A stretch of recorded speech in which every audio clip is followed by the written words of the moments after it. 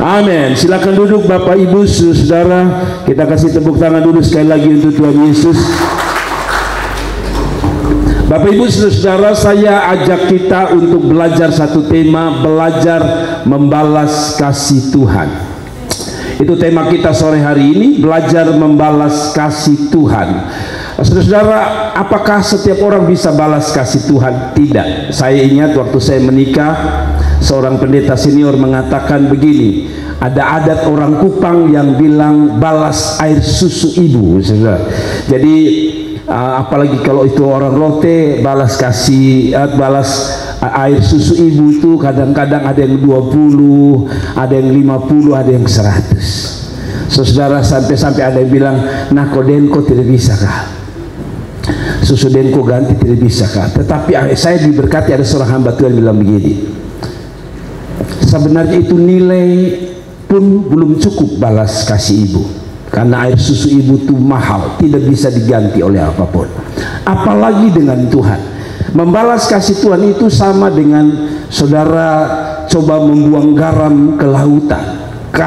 Laut itu sudah asin, Anda punya garam itu sedikit sekali, tidak berpengaruh sedikit pada lautan. Tuhan pun demikian, tetapi minimal ada sedikit kasih kita kepada Tuhan, kita nyatakan bahwa Tuhan itu baik, dan kita bisa balas kebaikan Tuhan itu dengan beberapa hal. Dan kita belajar dari seorang bernama siapa? Yakub. Mari kita baca Kejadian 28 ayat 20 sampai 22. 3 ayat saja. Perhatikan Bapak Ibu Saudara. Kejadian 28 ayat yang ke-20. Bapak Ibu lihat saja di layar supaya kita menyingkat waktu. Saya baca. Lalu bernasarlah Yakub, jika Allah akan menyertai dan melindungi aku di jalan yang kutempuh ini, memberikan kepadaku roti untuk dimakan dan pakaian untuk dipakai, sehingga aku selamat kembali ke rumah ayahku, maka Tuhan akan menjadi Allahku, dan batu yang kudirikan sebagai tugu ini akan menjadi rumah Allah. Dari segala sesuatu yang engkau berikan kepadaku, selalu kupersembahkan 1/10 kepadamu. Saudara, saya ulangi lagi ayat ini, bagus sekali. Ini ikrar, ini nasar daripada Yakub. Lalu bernasarlah Yakub, jika Allah akan menyertai dan melindungi aku di jalan yang kutempuh ini, memberikan kepadaku roti untuk dimakan dan pakaian untuk dipakai, sehingga aku selamat kembali ke rumah ayahku, maka Tuhan akan menjadi Allahku. Dan batu yang kudirikan sebagai tugu ini akan menjadi rumah Allah. Dari segala sesuatu yang kau berikan padaku, akan selalu kupersembahkan 1/10 kepadamu. Saudara, bagaimana kita balas kebaikan Tuhan? Belajar daripada Yakub. Yakub ingin membalas kebaikan Tuhan atas penyertaan Tuhan dalam hidupnya. Nah, latar belakang ayat ini, saudara, ada di ayat yang ke-20 dan 21, saudara. Dia bilang begini, pertama, langkah untuk kita balas kebaikan Tuhan itu maaf. Tidak bisa kita balas dengan uang. Nah, kita tidak bisa balas dengan apa lagi? Kemampuan dan kehebatan kita, gitu. Tapi yang kita bisa balas, ayat 21 bilang begini, dia sadar bahwa makan minum itu dari Tuhan, dan dia tidak bisa kasih Tuhan itu makan. Saudara, ada begitu banyak orang bangga ketika dia bisa mempersembahkan uang kepada Tuhan, gitu. Lalu dia berpikir dia telah menjadi orang hebat di dalam pekerjaan Tuhan. Anda salah. Saya selalu bilang, semua yang kita dapat itu dari Tuhan. Dan kalau Anda kasih, itu orang bilang Tuhan ketawa dengan kita. Kadang-kadang orang kasih 20 juta lalu dia pikir dia hebat.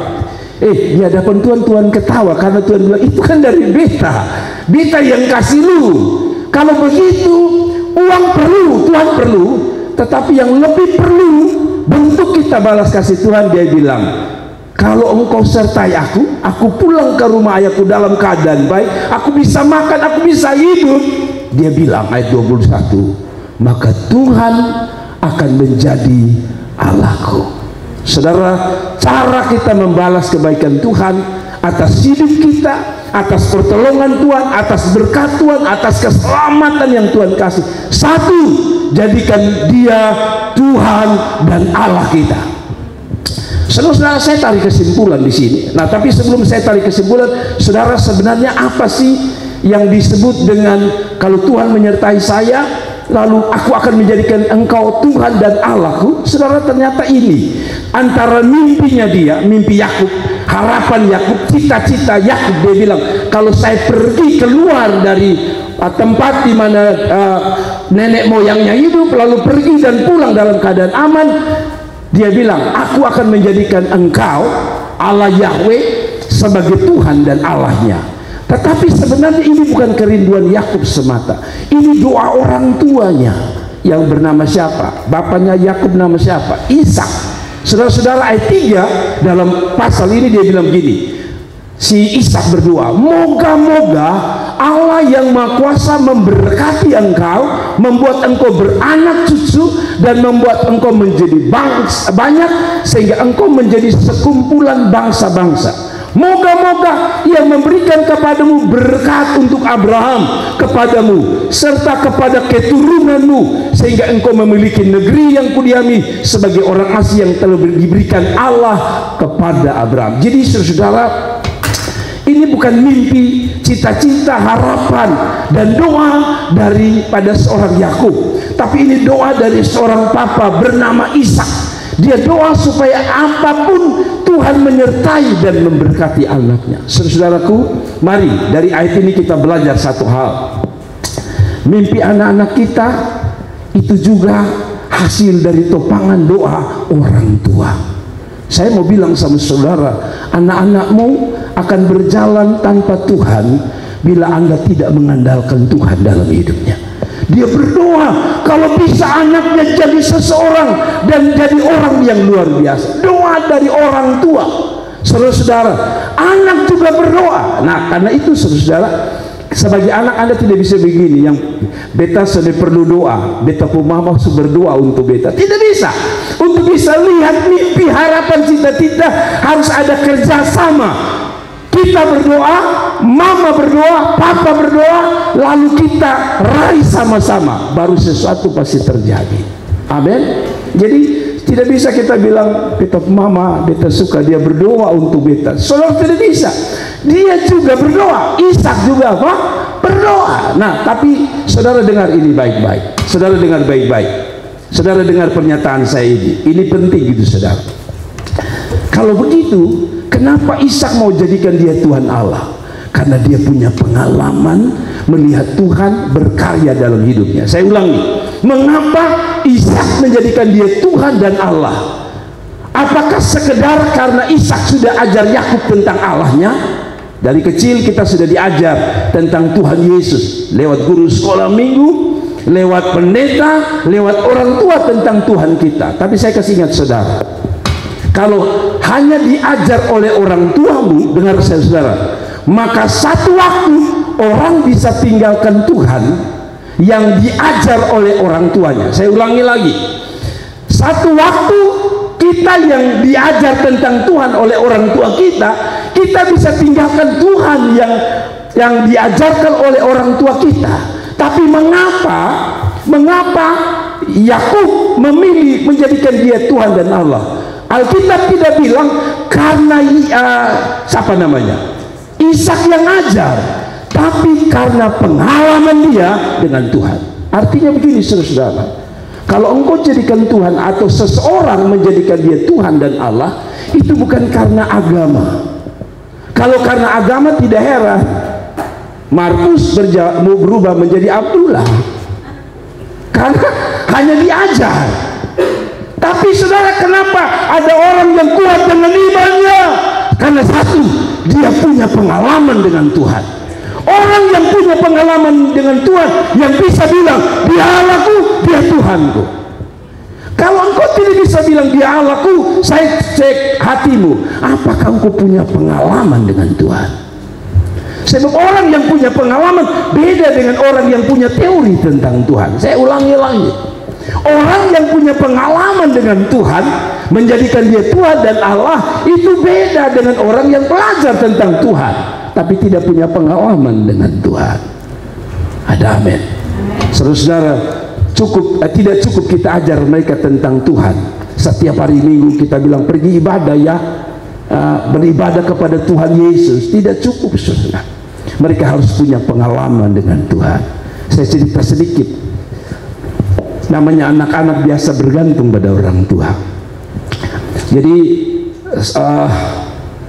saya bilang ke anak saya yang mau jadi hamba Tuhan, Cynthia, saya bilang, Cynthia, 2 semester Bapak cukup berat bayar kamu.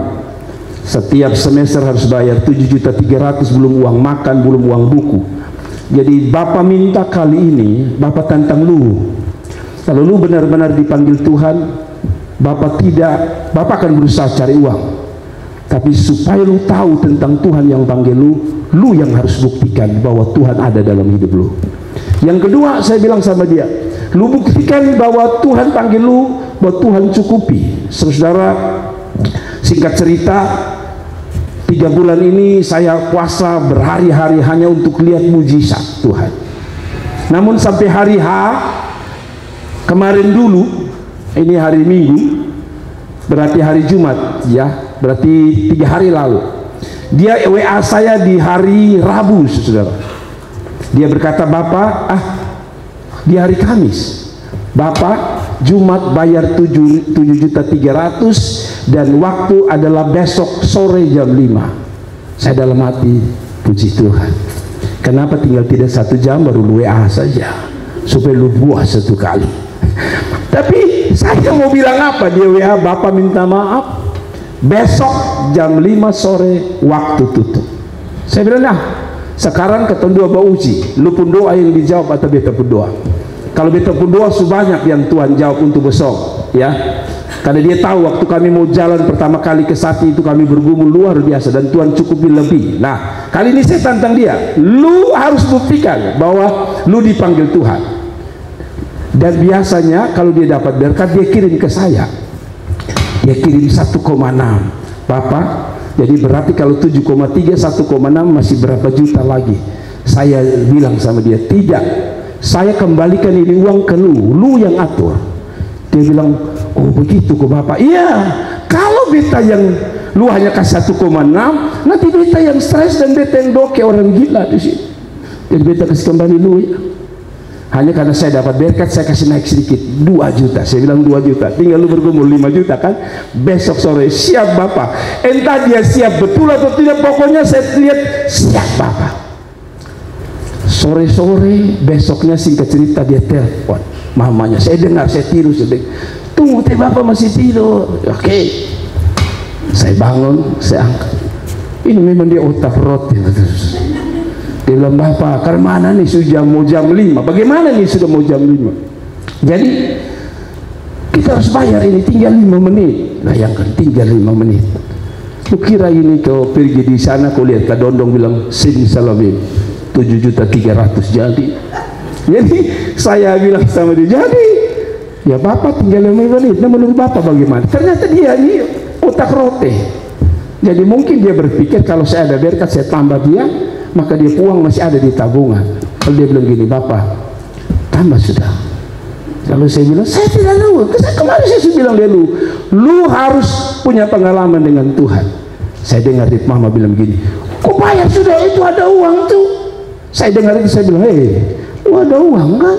Kenapa lu minta-minta? Tidak Bapak, ya namanya kita coba-coba tuh, ya berarti lu otak rotes, ada dana lebih kan. Saya bilang, saya tidak mau tahu. Istri bilang, itu selesai puang dan lu bayar. Kalau dia ketawa, dia bilang, Bapak puji Tuhan, beta berdoa Tuhan kasih berkat, beta kumpul-kumpul, dan hari itu 7.300.000 dia bayar. Kita ajar tentang Tuhan boleh, tapi anak-anak kalau dia punya pengalaman dengan Tuhan, kita mati pun dia masih menjadikan Allahnya dan Tuhannya di dalam hidupnya. Amin. Warisan terbaik adalah meninggalkan iman dan pengalaman iman. Sekali lagi, warisan terbaik dari orang percaya meninggalkan iman dan pengalaman iman. Saya pikir dia harus belajar banyak lewat bapaknya, saudara. Karena begini, saudara, kenapa saya meyakini Tuhan saya layani? Karena saya juga punya pengalaman dengan Tuhan, bukan hanya Yakub. Ketika tahun 95 saya ambil keputusan untuk sekolah Alkitab, saya ingat saya juga hari H, kira-kira 2 minggu sebelum berangkat, orang sudah bilang sekolah sudah terima saya terima, surat balasan sudah datang dan tanggal sekian harus berangkat. Kira-kira 2 minggu sebelum saya berangkat, saya tidak punya uang, saudara. Waktu itu kapal Dobon Solo sudah jual tiket, saya belum punya.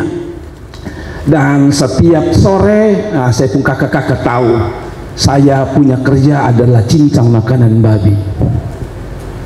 Jadi kerja saya seperti itu, habis berpersekutuan doang, pokoknya cincang makanan babi.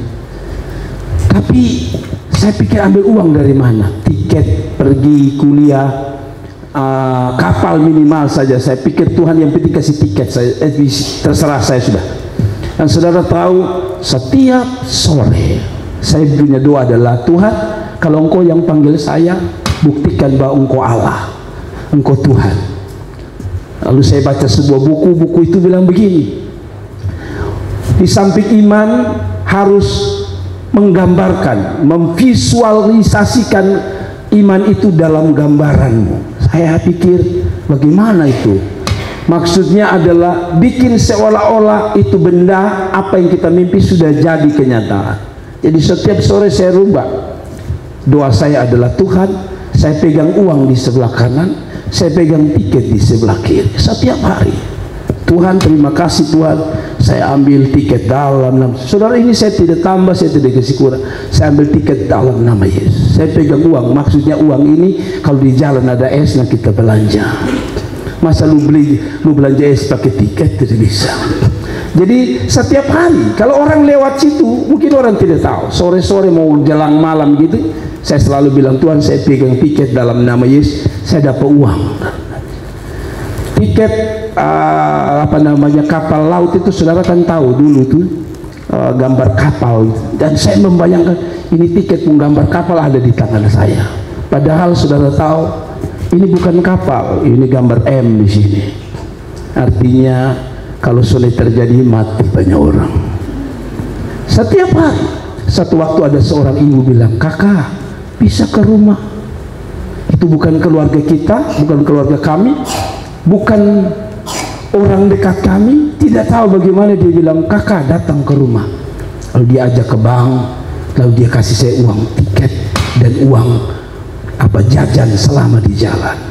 Saya pikir, Tuhan, itu awal mau meneguhkan saya bahwa saya tidak akan mundur satu langkah pun, karena saya punya pengalaman dengan Tuhan. Kalau hanya teori, makanya maaf, kita Senin Kamis dengan Tuhan. Kenapa? Karena kita tidak punya pengalaman dengan Tuhan. Ya, aku punya pengalaman. Ingat, jadikan Tuhan itu karena pengalaman iman. Teori penting. Saya selalu dengar orang membahas tentang Tuhan, tapi saya lebih suka membahas pengalaman dengan Tuhan. Sekali lagi, saya suka dengan pembahasan teologi mengenai Allah dalam bahasa asli apa, nama aslinya apa, tapi saya lebih suka punya pengalaman dengan Tuhan. Sudah lihat, pendeta saja bisa tinggalkan iman, kawin orang agama seberang, lalu jadi mualaf. Satu Sumati, gara-gara taruh Alkitab di belakang bilang, lihat dalam sebulan kalau benar dia Tuhan, pasti saya mati. Sumati, dia mau coba-coba pengalaman dengan Tuhan. Ini pengalaman dengan Tuhan, ini bukan baru orang kemarin yang bersaksi. Ribuan tahun yang lalu Abraham dan Ishak dan Yakub sudah kenal dan buktikan. Kalau baru mau buktikan kemarin, itu namanya bodoh di dunia. Jadi pengalaman dengan Tuhan ini bukan hanya pengalaman seseorang. Saudara pernah baca Ayub bilang apa? Dulu aku mendengar tentang Allah dari kata orang, tapi sekarang mataku sendiri memandang Tuhan. Apa artinya? Gembala khotbah tentang iman, gembala khotbah tentang Tuhan yang memberkati saudara penting, tetapi Anda harus berkata, saya mau punya pengalaman sendiri. Saudara, dengar kesaksian orang penting, sampai ada orang dengar dan berkata, wih luar biasa kesaksiannya. Tapi saya mau bilang, pengalamanmu sendiri dengan Tuhan itu akan jadi suatu pengalaman yang tidak terlupakan dalam hidup saudara. Dan itulah yang membuat kita kokoh menjadikan dia Tuhan dan Allah. Kasih tepuk tangan untuk Tuhan. Jadi jadikanlah Tuhan itu sebagai pengalaman. Ada seorang, kalau saudara baca, artis ini sedang terkenal. Kalau tidak salah dia penyanyi dangdut bernama Lucy.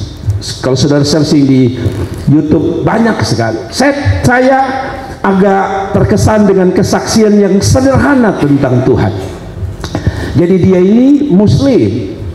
Dia menikah kalau tidak salah dengan anak Tuhan, begitu. Dan ketika dia menikah, kalau tidak salah suaminya ini anak pendeta, kalau tidak salah, kalau saya tidak salah ingat. Jadi ceritanya adalah dia tetap mempertahankan imannya, bahwa dia merasa bahwa Tuhannya benar. Itu haknya dia. Setiap orang berhak memiliki Tuhannya yang benar.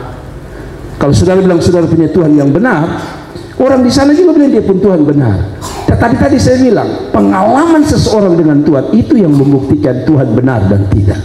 Jadi satu waktu bapak mertuanya bilang, Lucy, nanti minggu ini kita ke gereja ya. Lucy ini ya karena menghormati mertuanya, diam-diam saja. Lalu waktu suaminya masuk kamar, dia bilang, oh begini cara. Saya tidak bisa cerita secara detail, tapi intinya gini, oh begitu orang Kristen paksa-paksa orang ke gereja. Hah? Saya punya Tuhan, saya punya Allah. Jadi jangan paksa-paksa. Lalu suaminya bilang, loh kan bapak hanya meminta, tidak paksa kamu. Kalau kamu tidak pergi tidak apa-apa. Besok pagi kita mau ke gereja. Besok pagi saudara, saya percaya bapaknya, mertuanya sudah berdua, suaminya sudah berdua, tapi tidak bisa rubah orang ini kecuali pengalaman ini. Jadi pagi-pagi semua sudah mandi, sudah siap-siap mau ke gereja, sudah ada di depan di mobil. Dia dengar mobil di starter. Itu artinya mobil tidak bisa hidup. Lalu dia dalam hati begini, atau tidak jadi ke gereja. Dia tidur-tiduran, tapi menurut dia dalam kesaksian dia seperti ada yang membangunkan dia. Bangun. Lalu dia bangun. Dia pikir bikin apa? Ada suara itu berkata mandi. Lalu dia mandi.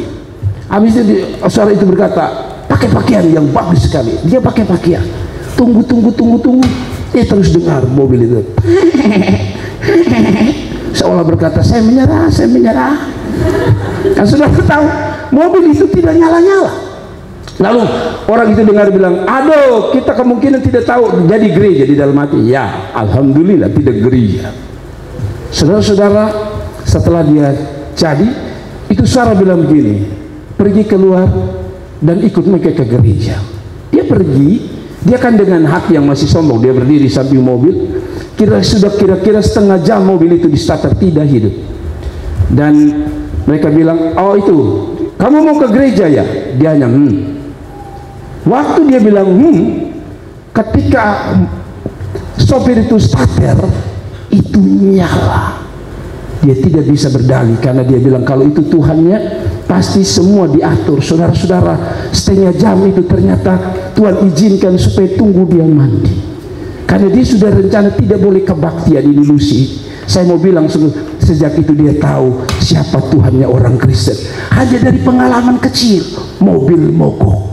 Kita lain, mobil mogok kita bilang Tuhan lele, kita pagi-pagi bangun lagi mau pergi gereja baru Tuhan kasih mogok auto. Kita punya pengalaman apapun, Tuhan bisa jadikan pengalaman itu sebagai pengalaman iman yang luar biasa. Mobil mogok saja, ternyata itu hanya Tuhan izinkan dulu. Kalau lu sejalan maka dia tidak ke gereja. Dan ketika dia sampai di gereja, menurut dia mengalami Tuhan yang luar biasa. Saya tanya saudara, siapa yang tidak punya pengalaman dengan Tuhan di sini? Siapa? Kasih tunjuk sudah saya. Kalau engkau tidak tahu, tanya mamamu. Saat beta belum punya pengalaman, maka mama akan bilang, hei buta huruf, dulu mama melahirkan lu itu hampir mati. Jadi lu tidak alami, tapi lu lahir ini kasih karunia Tuhan. Waktu itu bapak justru menangis. Mama juga menangis, ada dua. Satu karena dokter bilang ini anak belum sampai umur. Yang kedua mama menangis karena muku selu. Tetapi kalau kamu ada, itu bukti pengalaman mama bersama Tuhan. Kalau saudara cerita anak-anak ini, saya yakin mama-mama yang pernah melahirkan pasti tahu. Katanya, benar kok, ini bahasa bahwa katanya melahirkan itu, seorang ibu itu mempertaruhkan antara mati dan hidup. Betul kok mama-mama? Betul tidak? Bahwa waktu melahirkan anak itu antara mati dan hidup. Makanya waktu melahirkan kan kita teriak, aduh mama mati su. Antara mati dan hidup. Jangan sampai su mati. Ada orang bilang begini, mama, saya ini kan laki-laki, yang namanya laki-laki belum pernah beranak. Jadi saya belum tahu pengalaman beranak. Tapi saya pernah tanya orang, mama, melahirkan itu rasanya apa ya? Kenapa kok mama dong berteriak-berteriak itu? Aduh, bapak belum merasa. Nah, tidak bisa digambarkan bapak. Itu sakit yang dia sakit minta ampun. Tapi saya tanya saudara, saudara masih hidup sampai hari ini. Ada orang jangankan melahirkan, baru hamil saja dia mati dan anaknya mati. Saudara pernah dengar ada ibu yang hamil lalu keracunan mati, belum lahir mati. Anda walaupun muku keras tapi Anda masih hidup, anakmu masih hidup, semua karena Tuhan. Dan kalau itu, jadikanlah dia Tuhan dan Allah kita. Kasih tepuk tangan untuk Tuhan. Yang kedua, saudara-saudara, cara untuk balas kebaikan Tuhan apa? Buat sesuatu di dalam hidupmu, atau buat sesuatu untuk Tuhan dalam hidup saudara. Buat sesuatu yang Anda bisa lakukan untuk Tuhan. Apa itu? Mari kita lihat saudara. Ini menarik, ini kata di saudara lihat ini. Dan batu yang kudirikan, saudara lihat ini gambar di atas. Ini batu ketika dia lihat ada malaikat naik turun di situ.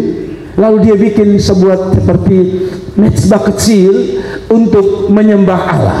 Jadi batu yang disusun untuk sebuah mezbah. Tapi dia bilang begini saudara, ini menarik. Setelah dia lihat Tuhan tolong dia pulang dari kampung istrinya, karena pertama dia lari dari kejaran Esau. Betul ya?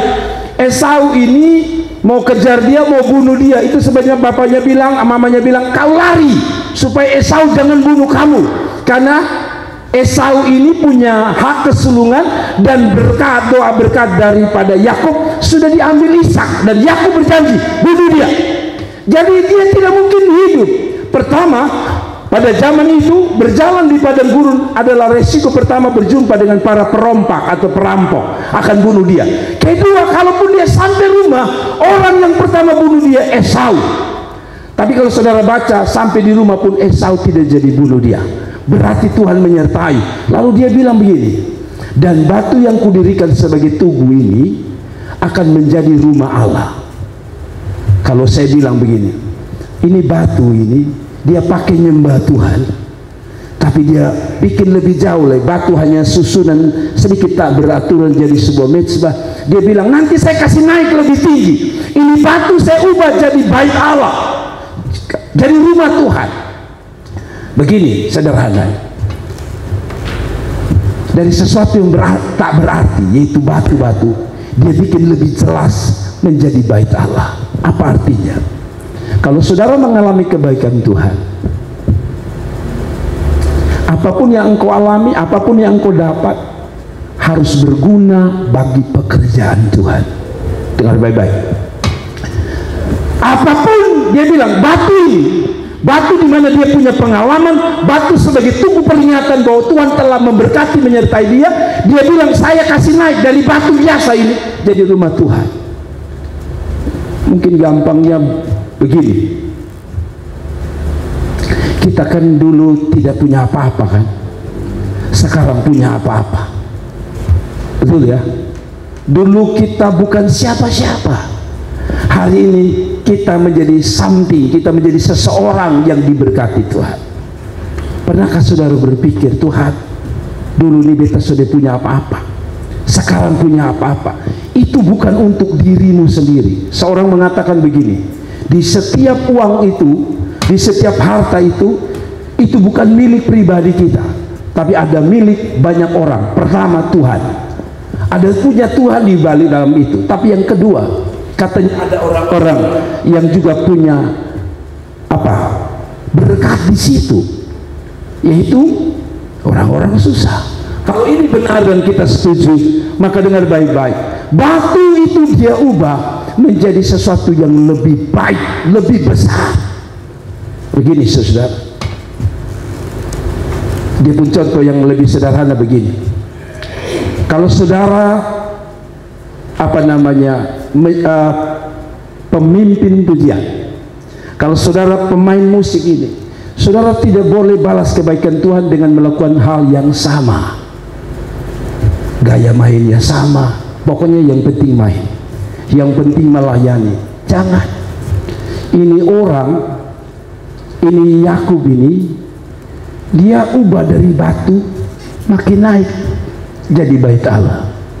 Kalau saudara melayani Tuhan, jangan pakai dengan cara yang sama. Harus punya prinsip. Apapun yang saya lakukan hari ini sudah baik, besok harus lebih baik. Dia naik kelas. Tapi kalau saudara lakukan, bukan hanya jangankan turun, stabil saja, Anda bukan orang yang sedang mengenal Tuhan dan membalas kasih Tuhan. Sebab orang membalas kasih Tuhan itu dari 1, 2, 3 sampai pada angka 100. Itu baru orang yang punya pengalaman dengan Tuhan. Sebab dia bilang dari batu jadi bait Allah. Jadi kalau saudara datang ke gereja jadi orang main-main sampai mati main-main, Anda bukan orang yang tahu berterima kasih kepada Tuhan. Anda sudah melayani saja, tapi besok turun lebih kurang baik, Anda sedang tidak berterima kasih kepada Tuhan. Orang yang berterima kasih makin hari makin lebih baik, makin hari makin lebih baik untuk Tuhan. Ada amin. Kalau itu bicara waktumu untuk Tuhan, waktumu harus lebih baik untuk Tuhan. Kualitas waktu time-mu dengan Tuhan harus lebih baik. Kalau itu suaramu harus lebih baik, dari batu menjadi bait Allah, dari sesuatu yang kurang bagus menjadi lebih bagus. Ngerti ya sampai di sini ya? Ini punya makna yang sebenarnya banyak sekali. Kalau dulu saudara kurang setia, harusnya besok persentase setianya lebih naik lagi. Betul ya? Batu ini kan orang buang-buang di sana, tapi dia bilang, saya akan bikin naik lebih tinggi bait Allah. Saya kasih ingat Bapak Mama. Jadi kalau hidupmu stabil saja, jangankan turun, stabil saja, bagi saya engkau bukan orang yang tahu berterima kasih. Orang yang tahu berterima kasih itu, dia selalu menaikkan level kehidupannya, level rohaninya makin hari makin naik. Amin. Bukan sebentar naik sebentar turun. Menurut dia justru dia kasih naik dari batu jadi bait Allah. Mengerti maksudnya? Saudara mengerti maksudnya? Jadi kalau saudara bikin stabil saja, saya ulangi lagi, bikin stabil saja, itu belum maju di dalam Tuhan. Naik saudara, makin hari makin mengasihi Tuhan, makin hari makin lebih cinta Tuhan Yesus. Amin. Naik, bukan sama, naik. Pantas Tuhan bilang gini, aku akan menjadikan engkau kepala dan bukan ekor. Ekor itu belakang, tapi makin hari Tuhan angkat jadi kepala. Kalau begitu, kalau sudah jadi kepala, kualitas rohanimu, kualitas cintamu, kualitas mengasihimu, kualitas pelayananmu harus makin naik. Semakin engkau diberkati, kualitasmu kepada Tuhan harus makin naik. Kan ini dia alami, kualitas kebaikan Tuhan naik. Dari tadi dia hanya dengar bapaknya tentang Allah, orang Israel. Sekarang dia punya pengalaman dan dia kasih naik levelnya untuk dia buat sesuatu untuk Tuhan. Saya mau bilang sama saudara, semakin Anda diberkati, harusnya level rohanimu makin naik. Semakin Tuhan kasih kehidupan bagi kita, semakin level penyembahan kita lebih baik.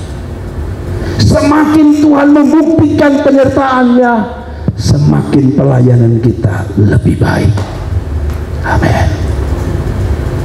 Itu sederhananya begitu. Dan yang ketiga,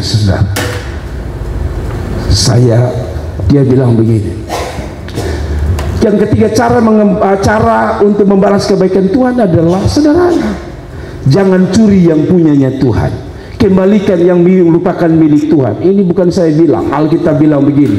Dan batu yang kudirikan sebagai tugu ini, tugu peringatan bahwa Tuhan telah memberkati dia, menyertai dia, menolong dia, akan menjadi rumah Allah.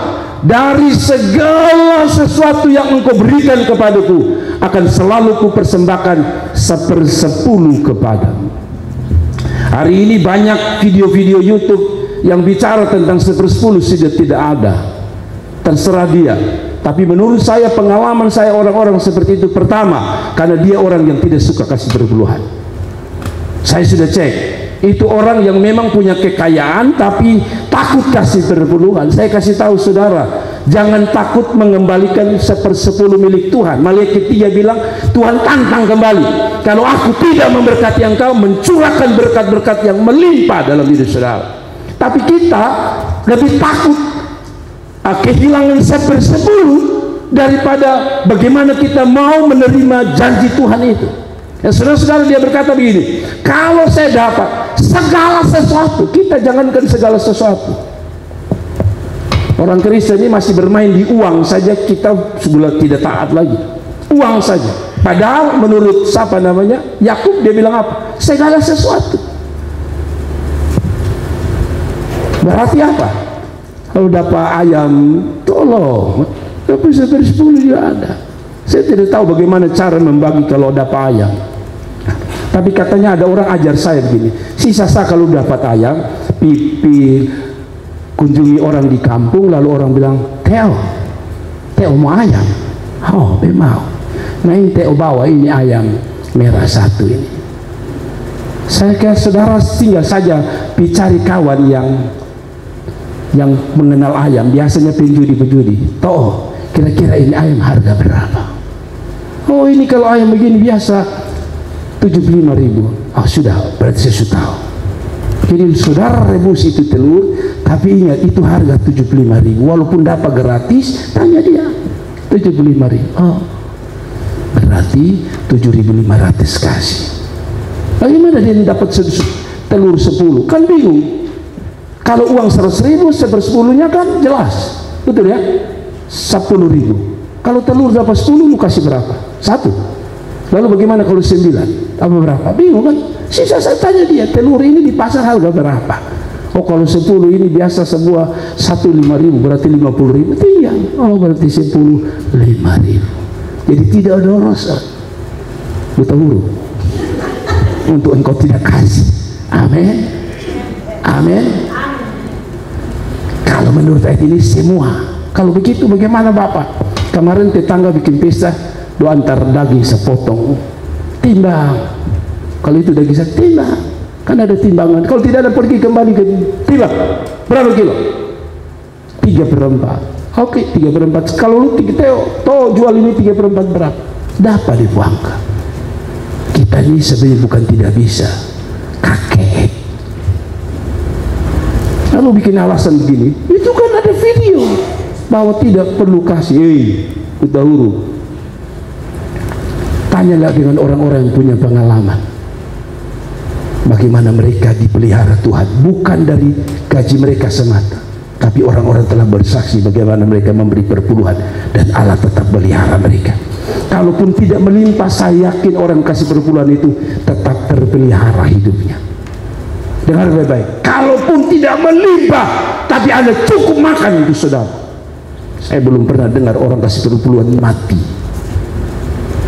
Amin. Saya jelaskan sedikit tentang perpuluhan, boleh? Selama saya tidak pernah jelaskan. Saya selalu istilahkan perpuluhan itu benih. Bilang benih. Bilang benih. Jadi kalau saudara ke kampung, ke Takari, ke Oesau, di kampung-kampung, apalagi ke di Rote, biasanya ada satu dapur, betul ya? Di dapur itu ada jagung. Kalau mereka panen jagung, ada jagung. Saya masih kecil, saya ingat kami ke noekele. Saya lihat ada jagung, kan saya suka jagung goreng. Saya lihat ada jagung diikat di atas dapur. Saya pergi mau ambil, lalu kami pun keluarga bilang, jangan ambil itu anak, itu bibit. Saya dulu tidak mengerti itu maksudnya apa, bibit. Oh jadi ambil yang sebelah sana. Logika saya waktu anak kecil itu adalah, kok kalau kita ambil ini satu, lu ambil satu di sana. Tapi saya percaya mereka tahu mana bibit terbaik, karena itu tidak boleh disentuh. Jadi mereka akan kasih tinggal di situ. Mereka boleh makan semua, tapi itu tidak boleh. Kan yang namanya bibit kasih akan tanam. Nah saudara, bibit itu saudara lihat, jagung itu tanam satu, hasil berapa? Pernah saudara hitung jagung? Buka dia pun jagung, hitung dia pun bulat, dia punya bijinya. Tak. Pernah saudara hitung? Itu datang dari mana? Satu saja. Satu saja. Tuhan sedang menggambarkan begini, bibit itu kelihatannya 10%. Tapi seperti jagung itu tanam satu, dia buah satu kali. Jangankan 100 bulir, satu saja lu hitung, maka kita bilang gini, kasihan. Satu dihasilkan, satu bulir jagung itu banyak sekali biji di situ. Jadi kalau saudara makan benih, saya kasih tahu saudara, mau makan apa? Tidak, otomatis logikanya tidak ada yang ditanam. Kalau tidak ada yang ditanam, layakkah engkau makan? Kalau sampai engkau makan, itu yang disebut Alkitab pencuri. Sebab benih itu akan bertumbuh jadi besar apabila ditanam. Nah kalau lu makan dia pun benih, jadi apa?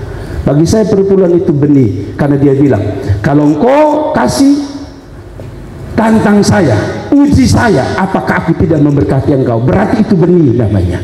Satu, berbuah banyak. Kedua, saudara, 1/10 itu milik Tuhan. Saya luruskan ya, perpuluhan itu apa? Milik Tuhan. Itu sebabnya saya tidak suka orang tulis di sini persembahan persepuluhan. Sebab persembahan itu artinya saya punya, saya kasih. Perpuluhan itu bukan milik Anda, saudara. Itu milik Tuhan. Yang saya istilahkan, kembalikan milik Tuhan, bukan persembahkan kepada Tuhan. Saya ulangi lagi, perpuluhan itu mengembalikan milik Tuhan. Yang punya Tuhan, saudara kembalikan, kira-kira boleh sombong tidak? Anda pinjam HP saya ini 5 hari, tadi saya pinjam Kak Kiki punya laptop untuk mau isi worship, tapi tidak jadi pasang, nanti baru kita kerjakan. Sore tadi saya tanya Kak Kiki mau pakai, besok, oh iya mau pakai Bapak. Padahal saya mau pinjam malam ini untuk install. Saya tanya saudara, bolehkah saya tahan punyanya dia? Tidak boleh. Pertama dia mau pakai, kedua dia punya. Sebagai gembala saya bilang, kalau dia mau tahu mau bikin apa? Tapi itu namanya kurang ajar, orang pembarang. Mengerti ya? Mengembalikan itu begini, yang punya minta, lu jangan sombong lalu bilang, beta yang kasih itu. Bayangkan kalau kaki, saya cerita di orang-orang, itu hari sore itu Kiki ambil, beta kasih dia laptop satu. Kiki bilang, apa Bapak? Coba ulang. Beta cerita, Kiki bu, beta kasih dia laptop. Bapak bukan kasih, Bapak pinjam, kembalikan beta punya. Mengerti ya? Perpuluhan itu mengembalikan. Jadi kalau mengembalikan, pertama jangan sombong. Ada orang kasih perpuluhan lalu sombong, bilang beta 200 juta perpuluhan. Itu lu kembalikan. Jadi seperti tadi ilustrasi, itu kembalikan. Nah lucu, waktu kita kembali kita potong lagi, kita bilang, ya beta potong sedikit. Beta pakai, kan hidup ini juga butuh makan dan minum. Pencuri, kan itu miliknya Tuhan.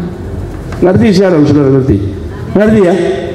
Jadi ada orang kalau gitu, pemberiannya di mana? Alkitab bilang beri maka kamu diberi. Menurut saya perpuluhan belum engkau memberi. Kalau begitu dari mana kita memberi? Dari 90 baru kasih keluar memberi. Itu baru memberi dan memperkembalikan 1/10 milik Tuhan. Nanti ya sampai sini ya. Kedua, ada orang bilang begini, perpuluhan bolehkah saya bantu orang susah? Tadi saya bilang, bantu orang susah itu bukan haknya saudara. Pertama, kembalikan punya Tuhan. Lalu kalau saudara mau bantu orang susah, dari 90 itu, makan saja 90 saja belum tentu habis. Misalnya orang yang dapat uang 100 juta, ya kan? kembalikan 10 juta, masih ada 90 juta, masih cukup makan saudara. Amin. Tapi kita sudah ambil milik Tuhan lagi, rasa bangga lagi, tak rasa bersalah. Saudara pernah ambil orang barang tanpa rasa bersalah? Pernah Anda ambil barangnya orang tanpa rasa bersalah? Jangankan orang ambil rasa bersalah, orang ambil kita barang saja, biar barang bekas kawan, cari saja, biar itu black dulu mah itu kongguan itu tidak keluar lagi, kita cari, padahal orang ambil itu black yang susun laku-laku, kita marah. Saya pergi ke salah satu tempat di Ibu Fusi, saya lihat ada kursi malasnya bagus, sudah dibuang-buang. Jadi saya pikir begini, bagaimana kalau saya ambil? Saya tanya orangnya, ini masih dipakai? Dia lihat saya, masih dipakai. Dia lihat saya, boleh saya ambil? Boleh, tetapi bayar. Barang sudah dibuang, kita hanya supaya tolong dia supaya jangan ada sampah di bayar. Nah, seandainya saya tidak omong, pasti subuang. Tapi ini ya itu. Sekarang ini apapun jadi doi, saudara. Ya kan? Saudara-saudara dulu semua sampah. Sekarang sampah semua uang. Istri saya jangankan lihat apapun, besi selalu. Anak-anak saya masih kecil lucu. Kalau kami tidak ada uang, mereka bilang, "Bapak, ketong keluar di rumah, di luar dulu. Bikin apa? Tenang sama apa?" Kalau saya lihat mereka pilih, saya pikir mereka pilih mana dari surga. Satu kasih masuk di kantong. Saya bayangkan orang Israel kedua seperti mereka. Tidak lama kemudian mereka bawa kantong kecil. "Bapak, mari ketemu timbang." Ternyata saudara-saudara, tempat saya tinggal di Osaka dulu tuh ini, itu tempat kenapa? Itu paku karat banyak sekali. Dan anak-anak selalu saya pikir uang dipungut satu-satu. Karena kalau sudah penuh mereka bilang, "Bapak ketemu timbang kok." Dan begitu bangganya dia pergi timbang. Sudah lihat, barang saja, paku saja. Tapi ada satu orang kasih saya besi. Karena saya mau bangun kamar mandi, dia kasih besinya, dia sukarat. Dia kasih habis, saya pergi bangun. Tiba-tiba dia bilang gini, "Masih ada besi kok." Saya dalam hati, Tuhan Allah. Saya pikir karat ini, nanti dia boleh deh, itu kan saya pun anak ditimbang. Dia minta itu karat kasih kembali. Dan sejarah dalam hidup saya baru pernah ketemu orang model begini. Mungkin saudara ketawa, tapi saudara dan saya kan lakukan hal yang sama. Ambil punya Tuhan. Tuhan bilang, biar karat-karat juga itu punya. Amin. Mau sedikit atau banyak punya Tuhan. Jangan kepala batu. Ada amin. Saya kasih ingat saudara, seper-10 itu saya jelaskan di luar konteks ini. Saudara tahu gereja karismatik khususnya, saya kasih ingat saudara, gereja karismatik kalau gereja-gereja lain sudah ada aturan untuk pendeta dapat gaji, ya kan? Gedung juga ada di ketua panitia, mulai dari ketua panitia, gubernur lah, kepala bank. Nah, kalau di gereja karismatik ini kami di lutut. Jadi kalau saudara kasih perpuluhan, pertama Anda jangan pikir dimakan pendeta, karena pendeta paling makan 3 kali. Apalagi kayak saya sudah umur 50 ini, pas makan-makan ini jantung selalu bilang gini, hati-hati makan nasi putih terlalu banyak, diabetes 3 kali saja.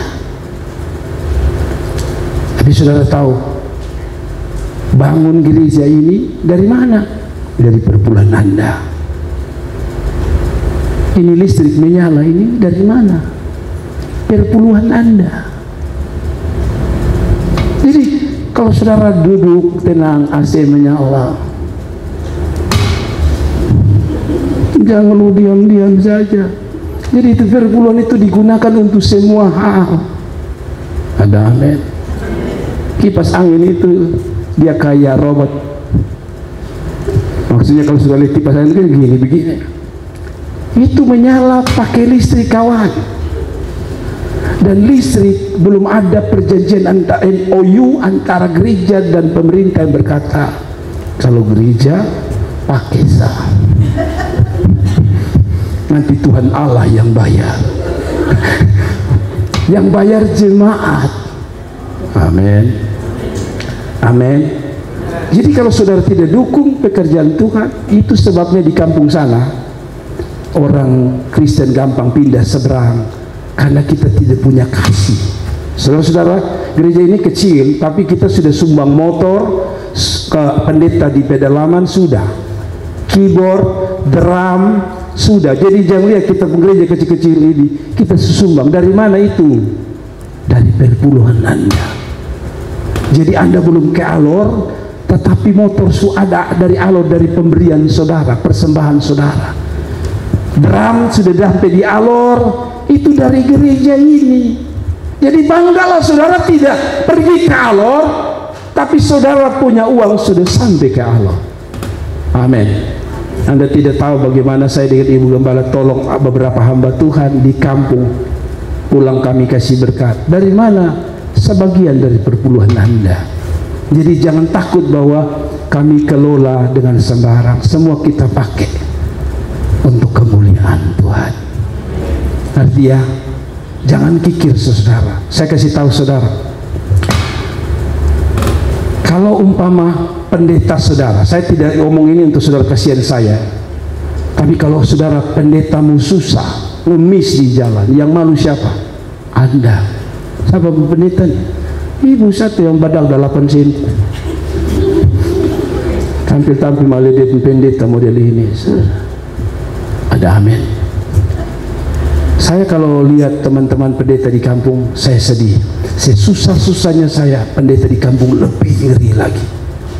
2.500, 10.000. Padahal dia pun jemaat itu punya padi 2 hektar. Herannya persembahannya 2.500. Ampuni dosanya. Tidak masuk akal. Tapi satu sisi saya bilang sama saudara, jangan pernah merasa bahwa kalau Anda tidak tolong, pendeta tidak hidup. Anda salah. Anda tidak tolong, pendeta tetap hidup. Tapi kalau Anda bisa menolong pekerjaan Tuhan, Tuhan yang memberi Anda hidup. Saya ulangi lagi, jangan berpikir Anda tidak kasih lalu Anda pikir pendeta mati, pendeta tidak hidup. Salah.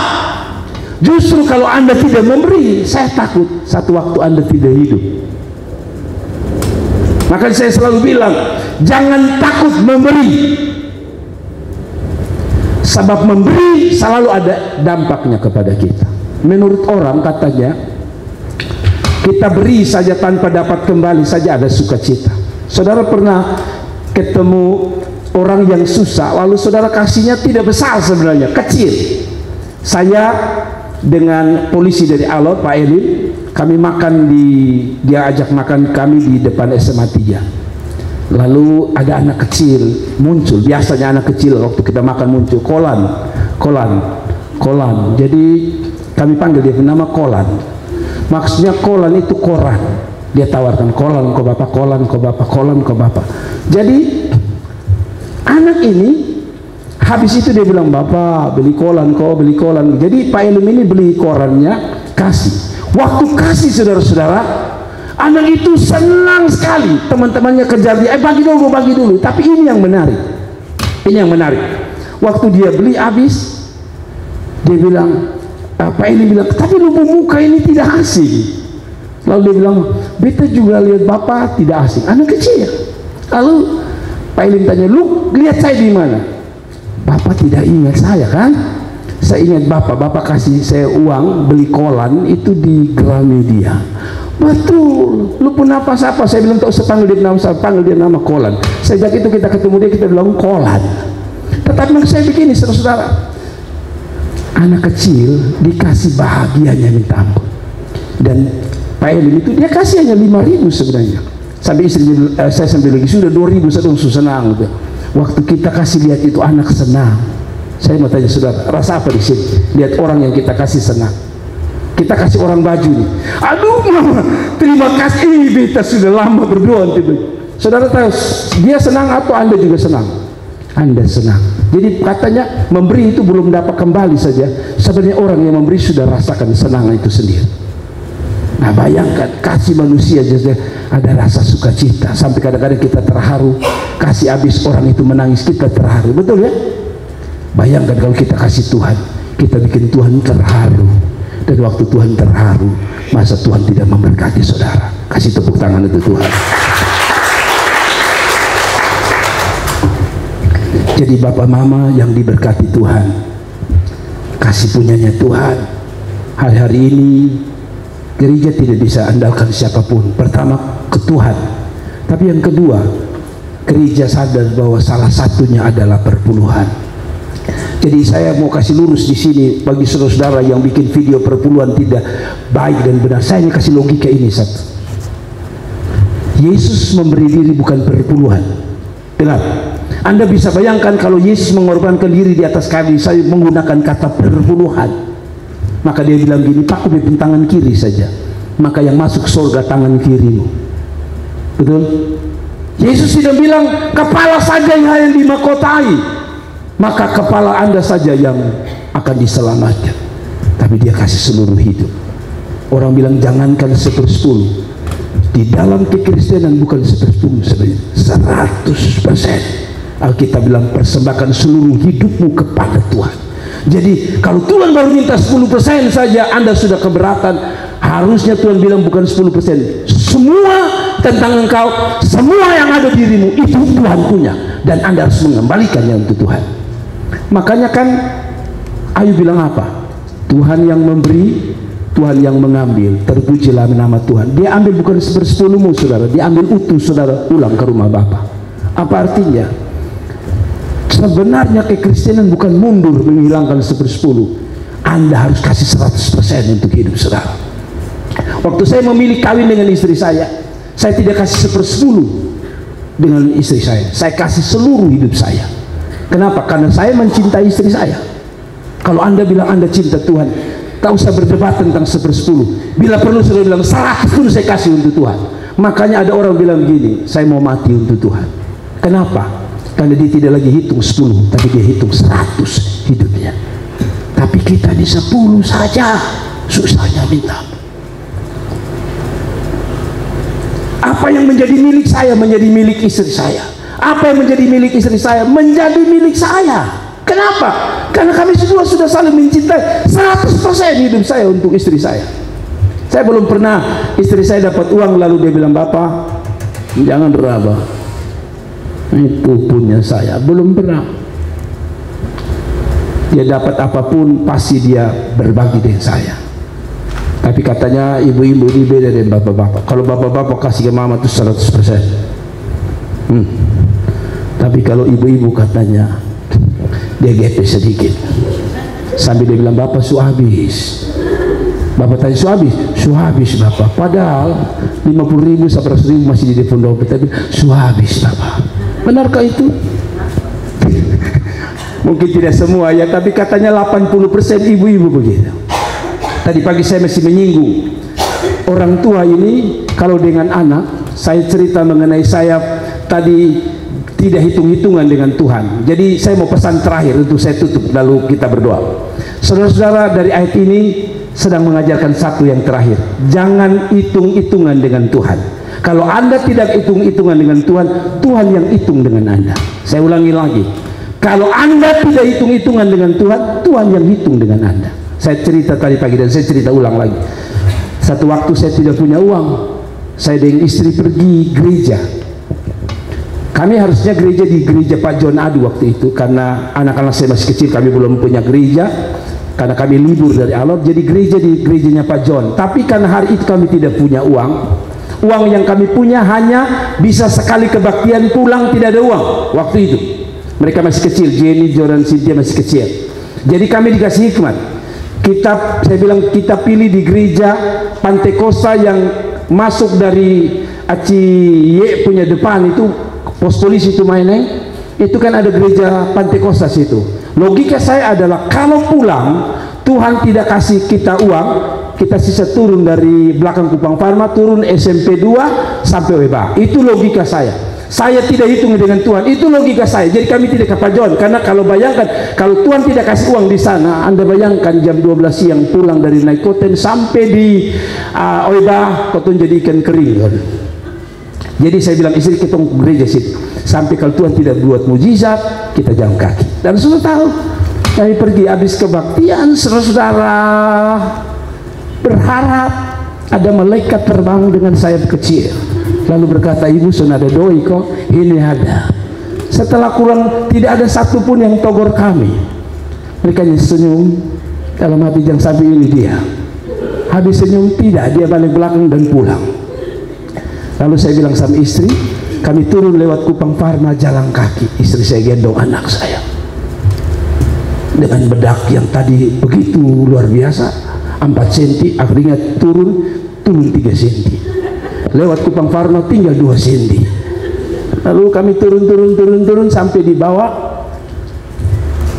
Kita pikir, oh sudah, memang Tuhan mau Via Dolorosa, kita jalan-jalan sana. Tapi sampai di kuburan Pumbawa sedikit lumayan, ada orang panggil bilang, Bapak. Saya pikir jangan sampai kita. Saya tidak mau pede karena Bapak itu banyak. Semua laki-laki dipanggil Bapak. Jadi saya jalan terus sama istri. Tapi dia bilang, Bapak pendeta. Oh pasti pendeta ini tidak ada di sekitar sini, pasti saya. Oke, saya lihat, oh ada orang saya kenal. Masuk dulu. Dalam hati masuk ini, saudara. Lalu dia bikin teh dalam kopi. Dia bikin teh, bikin minum semua, taruh di situ. Dalam hati saya, ini bensin. Maksudnya kalau makan kan tenaga muncul. Saya tadi pagi bilang, saya pakai GL, bukan Honda goyang lutut. Karena perut sukenang kan bisa jalan enak terus sampai bahkan. Jadi habis makan kita dalam hati, puji Tuhan. Kalaupun Tuhan tidak kasih uang bemo, Tuhan suka kasih bensin dalam sini untuk gendong anak dan kita sampai Oiba. Tapi pas mau pulang itu ibu guru bilang begini, Adek, bilang Dence ini masih kecil, Adek, ini uang gula-gula. Saya lihat gini, oh itu cukup bebe mau lebih sedikit. Tapi saya selalu bilang begitu. Biasanya kalau di depan orang itu milik anak. Tapi sudah jalan mama punya. Adek, mama yang simpan ya. Dan kalau mama yang simpan katanya tidak akan kembali selama-lamanya. Betulkah demikian? Saudara-saudara, di jalan saya pun anak pegang dengan senangnya. Istri saya mulai bisik, kakak, biar mama saya pegang Kadang-kadang kita orang tua ini ambil kesempatan. Toh kasih doi, dia bilang, toh padahal toh kasih di dia, maksudnya di mama. Hanya karena gengsi bilang kasih dia anak saya. Pas kasih dia anak dalam hati di jalan berdiambil. Saudara, dengar baik-baik. Saya pikir begini, saya tidak hitung-hitung dengan Tuhan. Saya sudah rela pulang jalan kaki. Tapi Tuhan itu tidak buta. Ketika kita tidak hitung-hitung dengan Tuhan, Tuhan yang hitung kita. Dan saudara, saya pulang naik bemo sampai di rumah masih bisa beli super mie beberapa bungkus. Jangan hitung dengan Tuhan. Kalau Tuhan yang hitung jadi besar. Saya selalu punya ilustrasi ini, saudara. Kalau Anda hitung dengan Tuhan, Anda dapat sedikit. Tapi kalau Tuhan yang hitung, Anda dapat besar. Saudara pernah dengar ilustrasi ini? Natalan biasa toh? Natalan kan anak-anak itu paling banyak datang ke rumah kita. Kalau orang tua itu datang, dia tahu bahwa waktu dia mau bawa istri dia anak, dia bilang setengah separuh, kasihan waktu masa orang langsung takut kue habis memang. Tapi kalau anak-anak itu datang, dia tidak mau tahu. 20 orang dia datang, sebegitu dia bawa kantong, saudara. Betul ya? Dia bawa kantong lalu salam, selamat Natal. Yang sudah tahu langsung bilang tutup pintu, dia sudah datang. Ada orang tua yang sudah ada, tutup pintu. Dan saudara-saudara, anak-anak ini masuk. Biasanya anak-anak ini masuk duduk sopan sekali. Tapi walaupun sopan, dia tidak lihat tuan rumah, dia lihat toples terus. Coba perhatikan anak-anak itu kalau datang selamat, dia hanya lihat toples. Cerita-cerita di om begini, tiba-tiba di mata toples lagi. Saudara, dan ada seorang anak yang katanya lihat toples itu ada isi kue permen. Dia suka permen, dia hanya lihat. Orang aja om dia lihat sebentar, dia lihat lagi permen. Jadi tuan rumah ini mengerti dia mau permen. Lalu orang tua ini bilang begini, "Ade, ambil sudah." Dong 2 orang, ambil sudah. Nah biasanya orang tua itu mengerti. Kalau suruh dong betul hela, sangat apa sedikit deh om, bayangkan. Pas om sudah sadar, om balik belakang ngomong lihat begini, domba kurang pas. Tapi ada satu anak ini duduk diam saja, dia lihat. Om ini perhatikan dari balik pintu, dia tidak ambil. Yang satu dia ambil kesempatan, kasih masuk. Pas om datang bilang ambil sudah, biar sedikit deh om. Padahal dia kasih masuk ini. Yang satu ini dia intip, tidak ambil sama sekali. Lalu pas mau pulang, ini om bilang ambil lagi, ambil saja, ambil sebanyak mungkin. Yang tadi ambil pencuri itu, dia ambil dikasih masuk di saku. Lalu dia bilang terima kasih om. Satu ini duduk tangan ngasa, belum pulang, dia lantang terus toples itu. Kalau ini om mengerti, ini om ini buka toplesnya, lalu dia mengerti ini anak malu. Jadi ini om ambil di pun tangan, dia kasih. Saudara-saudara, karena ini om yang kasih, penuh di sini, kasih lagi di saku, penuh di sini, dia bilang om di sini deh om. Lalu om itu tanya, kenapa dari tadi lu tidak ambil? Dia bilang begini, kalau beta ambil beta sulia, beta pun kawan, beta pun tangan ini kecil. Maka kalau ketong ambil sebanyak mungkin, hanya cukup di botong pun tangan. Pilih om pun tangan itu ke bulldozer. Jadi kalau om yang ambil satu kali rao itu banyak, lebih besar. Saudara-saudara lihat demikian dengan kita. Kalau kita hitung dengan Tuhan, tangan kita kecil. Tapi kalau Tuhan yang hitung Anda, dia pakai tangan, ukuran tangan Allah yang besar. Dan kalau dia berkati pasti limpah. Tuhan Yesus memberkati. Mari kita bangkit berdiri dan kita akan berdoa bersama-sama. Mari kita bangkit berdiri.